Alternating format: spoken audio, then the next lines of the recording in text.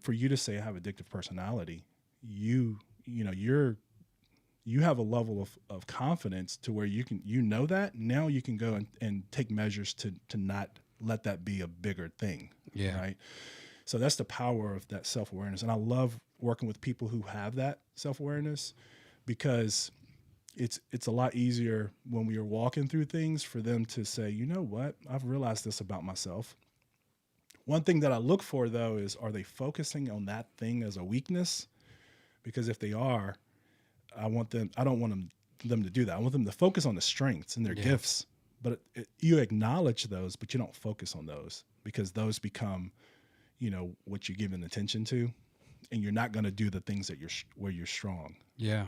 Like what you're doing right now, and hopefully this message is resonating with one of your listeners, and maybe I'll help somebody who's in a bad place right now because of what you're doing by defeating that addictive personality.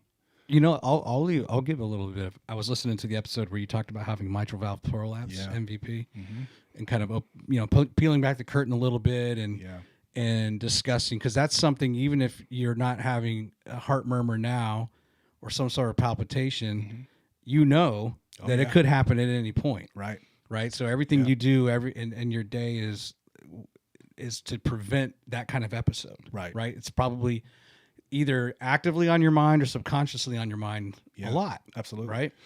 Yeah. But I mentioned that because I am a very the glass is half empty for a little bit. My first instinct is I can't do something. And I've always struggled with this. Even like anything I did in school, if an assignment was given, the first thought I have is, I'm not going to be able to do this. I'm not going to have enough time, or I'm not going to get a good grade. Right. And then I catch myself. It's kind of like sitting at a table at a restaurant, and your glass is there, literally half full, half empty, but you're going to get it refilled by the server at some point. Right. Yeah. And so then I catch myself, and then I start building myself up to realize, wait a minute, I can do this. Yeah. And I've always done this. Yeah. But I am a very much a doubting Thomas, negative at the outset of a lot of things. Yeah.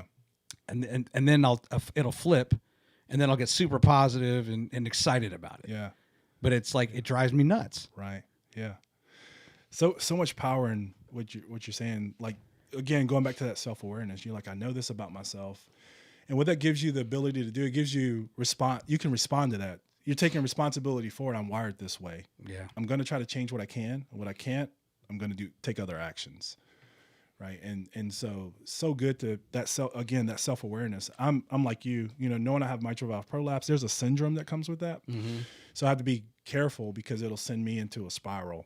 I have anxiety. I forgot to tell you about this. I have anxiety disorder, things like that. So, well, that's what you thought you were having. You thought you were having a heart attack, and it turns out you were having an anxiety attack. Yeah. When you went to the hospital, Absolutely. Right? They hook you up to the EKG machine, and like, well, actually, it's not a heart attack. Yeah.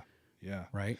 Yeah. I went to the cardiologist, and they did the echocardio, whatever thing they do. And so that was a pretty cool experience. Never had one before, but came back and said, well, we have some good news and bad news. Good news is you didn't have a heart attack, but the bad news is that you do have mitral valve prolapse, but it's mild. You don't need medication. I probably need to go back and get that checked, by the way. Part of your physical? Yeah. Yeah. I haven't been in a while. But knowing I have that, I'm like, all right, well, got to change some things in my life, but I'm going to do this. I also have sleep apnea. Oh boy. Yeah. You wear like a CPAP machine? I do. Yeah. Oh, that's supposed to have been another video, but has your wife gotten used to that? She has. Yeah. My machine's very quiet. Okay. I'm claustrophobic. I'm severely claustrophobic. Oh yeah. So I have elevate to great, but I hate elevators. Like the box, right? Hate them. And so I have those type of fears, right? So I put on this mask. It only goes around my nose. I put on this mask at night to sleep, and I've taught myself to actually love it now, because I get better sleep, good quality sleep. You get some white noise, if you will. That probably helps. Yeah, yeah. But I need to tell more people about that kind of thing, because they see me as however they see me, and think I have it altogether, but I'm like, I got to go plug into this thing every night. This CPAP.